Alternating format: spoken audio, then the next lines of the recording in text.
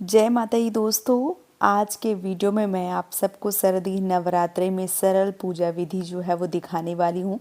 किस प्रकार से आपको नवरात्रि के 9 दिन जो है वो पूजा करनी है। मैं पहले दिन ही आपको सारी चीज़ें जो है वो करके दिखा दे रही हूँ। सबसे पहले आपको क्या करना है, बढ़िया एक जगह बना लीजिए, साफ़ सुथरा करके चौकी लगा लीजिए, गंगा जल का छिड़काव कर लीजिए। उसके बाद एक पटा या चौकी जो बिछा के उसके ऊपर एक लाल पीला कपड़ा बिछा लें और उसके बाद थोड़े से चावल का आसन दे दें और उसके ऊपर माता जी को विराजमान कर दें। यहाँ पे आप अष्टदल कमल जो है वो भी बना सकते हैं। थोड़ा सा एक चावल का आसन जो है वो देके आपको, जिसमें आप जवारे बोने वाले हैं, उसको आसन दे दीजिए। अगर आप जवारे नहीं बोते हैं तो आप इस चीज़ को स्किप जो है वो कर सकते हैं। अब यहाँ पे मैं कलश स्थापना जो है वो बताऊंगी। तो अगर आप कलश की स्थापना करते हैं तो आपको इस प्रकार से मिट्टी का एक कलश जो है वो ले लेना है। उस पर मौली जो है वो कंठ में बांध लेना है और स्वास्तिक जो है वो भी बना लेना है। उसके बाद आपको सुपारी की गांठ, हल्दी की गांठ, सिक्का, दूब और जो फूल है वो डाल के इस प्रकार से जो कलश को है वो तैयार करना है। तो यहाँ पे सारी चीज़ें जो है वो डाल दी हैं, फूल भी डाल दिया है। उसके बाद अब हम इस कलश में भरेंगे जल। तो थोड़ा सा पहले गंगा जल मिला लें और उसके बाद जो जल है, शुद्ध जल जो है वो आपको भर देना चाहिए। तो कंठ तक जो जल है वो आपको भरना चाहिए। मिट्टी का कलश ले रहे हैं तो थोड़ा सा ध्यान रखना है कि पानी जो है वो इसका ख़त्म ना हो पाए, और नहीं तो आप पीतल का या तांबे का कलश जो है वो भी ले सकते हैं। इसके बाद मैंने थोड़े से चावल जो है वो रख के अग्निदेव प्रज्वलित किए हैं, मतलब जो दीपक है वो हमारा यहाँ पे विराजमान हो गया है।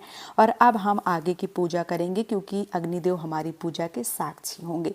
तो सबसे पहले हम यहाँ पे दीपक की पूजा कर लेते हैं। तो यहाँ पे हल्दी, कुमकुम, चावल से जो दीपक की पूजन है वो हमें करना होता है, क्योंकि सबसे पहले दीपक का ही पूजन करें और अग्निदेव को विराजमान करें, ताकि जो भी पूजा आप करें, जो भी चीज़ें जो है वो आप करें, वो सारी साक्षी जो है वो अग्निदेव हों। उसके बाद यहाँ पे जिस पे जवारे बोने वाले हैं उसमें हम जो टीका है वो करेंगे, मतलब एक तरीके से उसकी भी पूजन जो है वो करना है। तो यहाँ पे जो रोली है, कुमकुम है, चावल है, हल्दी है, वो सब कुछ जो है वो आपको इस प्रकार से लगा देना है। बहुत सारे लोग मिट्टी का पात्र ना लेके थाली वगैरह ले लेते हैं, या कोई चीज़, मान लीजिए ज़मीन पे भी एक खेत जैसा बना के बो देते हैं। तो वो आप अपने घर के हिसाब से देख लीजिए, या जो भी आपको चीज़ें मिल जाए उस प्रकार से आप देख सकते हैं। इस प्रकार से करने के बाद आपको जो जौ या गेहूँ जो है वो बोना चाहिए। तो यहाँ पे मैं एक चीज़ आपसे बोलना चाहूँगी कि पहले आपको भिगो देने हैं 1 या 2 दिन के लिए, उसके बाद बोएं तो जल्दी निकलते हैं। तो यहाँ पे गेहूँ और जो जौ हैं वो आपको बोने होते हैं। तो पहले भिगो दें। ये यहाँ पे मैं आप सबको करके दिखा रही हूँ, तो मैंने अभी नहीं भिगोए हैं, लेकिन आप जब भी बोएं नवरात्रि के दौरान तो आपको 1-2 दिन भिगो देने, उसके बाद बोने, ताकि अच्छे से निकल आए जवारे जो है वो आपके। तो यहाँ पे जो जौ हैं, जो गेहूँ है, वो मिला के मैंने बो दिए हैं। अब इस प्रकार से जब आप जवारे जो है वो बोते हैं और बीच में जो कलश रखते हैं, तो एक अलग ही रूप जो है वो देखने को मिलता है। जैसे यहाँ पे बो दिए, उसके बाद कलश रख दिए बीच में, तो आस पास हरे हरे जवारे जो है वो निकलेंगे, तो बहुत अच्छा लगेगा।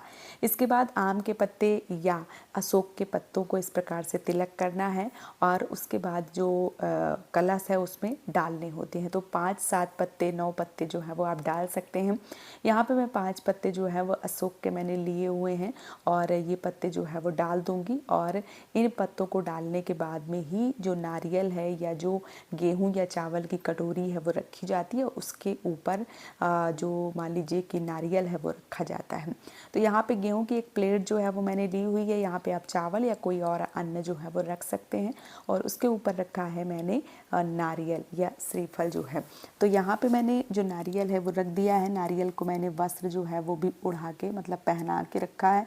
आप यहाँ पे जो कलावा है वो भी बांध सकते हैं। तो इस प्रकार से चुनरी जो है उड़ा के कलश की कर दी है मैंने स्थापना। अब कलश को अच्छे से मान लीजिए भाव स्वरूप आपको स्नान करवाना है, उसके बाद पुष्प समर्पित करना है, रोली कुमकुम जो है वो चढ़ाना है। उसके बाद थोड़े से चावल रख के यहाँ पे गणपति भगवान को विराजमान करना है। तो गणपति भगवान को जो है वो विराजमान करने के बाद में भाव स्वरूप आप उनको स्नान करवा दें।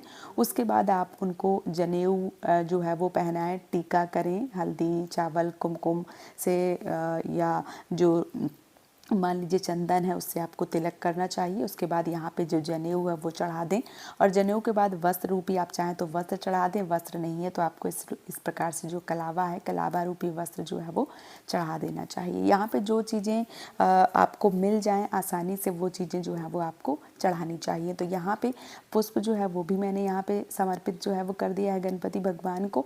इसके बाद आती है माता जी की बारी। तो माता जी को सबसे पहले भाव रूपी स्नान जो है वो करवा दें, उसके बाद चुनरी जो है उड़ा दें।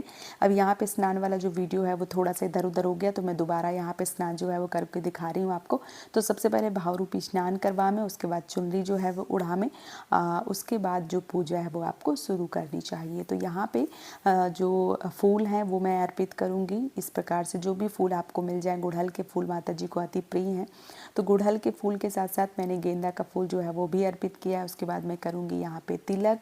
तो तिलक करना है आपको रोली कुमकुम से, चावल से, इस प्रकार से जो तिलक है वो आपको कर देना है। और यहाँ पे आप फूलों की माला जो है वो भी चढ़ाना चाहते हैं तो वो भी पहना सकते हैं, या आप फूल जो है वो चढ़ा सकते हैं। उसके बाद आपको क्या करना है, उसके बाद आपको जो वीड़ा बतासा है मुख शुद्धि के लिए, तो एक पान के पत्ते में 2 लौंग 2 बतासा फूल जो है वो रख के आप चढ़ा सकते हैं, या आप मीठा पान चढ़ा सकते हैं। यहाँ पे मैंने 2 पान के पत्ते, 2 लौंग, 2 इलायची, 2 बतासा फूल जो है वो रख के इस प्रकार से चढ़ाए हैं। तो आप ये पान के पत्ते जो हैं वो पहले दिन ही चढ़ा सकते हैं, आखिरी दिन भी चढ़ा सकते हैं, रोज़ भी चढ़ा सकते हैं, जैसी सुविधा हो उस प्रकार से कर सकते हैं। लेकिन पान के पत्ते मतलब वीड़ा बतासा जो है वो आपको ज़रूर चढ़ाना चाहिए। इसके बाद 5, 7 या 16 श्रृंगार जो है वो आपको चढ़ाने चाहिए। तो यहाँ पे मैंने जो सुहाग की सामग्री है वो रखी हुई है, बिंदी, जो नेल पेंट है, सिंदूर है, चूड़ी है, इसके बाद ये देखिए आलता है, और ये है लिपस्टिक। इस प्रकार से जो श्रृंगार की जो भी चीज़ें आपको मिले वो आपको ज़रूर चढ़ानी चाहिए। श्रृंगार आप पहले दिन या आखिरी दिन या अष्टमी वाले दिन जो है वो चढ़ा सकते हैं, या आप चाहें तो पहले दिन भी चढ़ा सकते हैं। तो यहाँ पे श्रृंगार की चीज़ें जो है वो अर्पित करने के बाद में बतासे का भोग जो है वो ज़रूर लगाना चाहिए। माँ को लौंग बतासा ज़रूर अर्पित करें। तो यहाँ पे मौसमी फल मतलब केला और बतासा जो है वो मैंने अर्पित किए हुए हैं। यहाँ पे जो पंचमेवा है वो मैंने अर्पित किए हुए हैं। जो भी आपको चीज़ें मिल जाएं वो आप ज़रूर समर्पित करें। तो यहाँ पे पंचमेवा जो है वो भी मैंने समर्पित कर दिया है, बतासा भी, मुख शुद्धि के लिए वीड़ा भी, मौसमी फल, सब कुछ चढ़ाने के बाद यहाँ पे मैंने जो दक्षिणा है वो चढ़ाई है। तो दक्षिणा आप अपने सामर्थ्य के अनुसार 5, 10, 21, 11, 51, 101 जो भी है आपके पास वो आपको ज़रूर चढ़ाना चाहिए।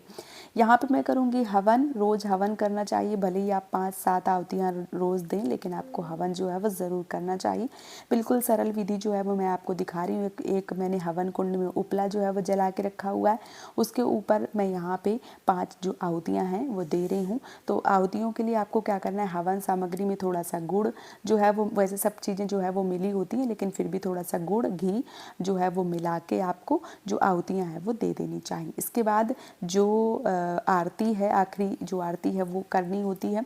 तो आरती जो है वो आप करें। इससे पहले आप दुर्गा सप्तशती का पाठ कर सकते हैं, या आप जो माता जी का चालीसा है, दुर्गा चालीसा, उसका भी पाठ जो है वो कर सकते हैं। तो ये सरल पूजा विधि आपको कैसी लगी आप मुझे कमेंट में ज़रूर बताइए, और अगर वीडियो पसंद आया तो आप मुझे सपोर्ट करें इस चैनल को सब्सक्राइब करके। आज का वीडियो यहीं पे समाप्त कर रही हूँ दोस्तों। जय माता दी।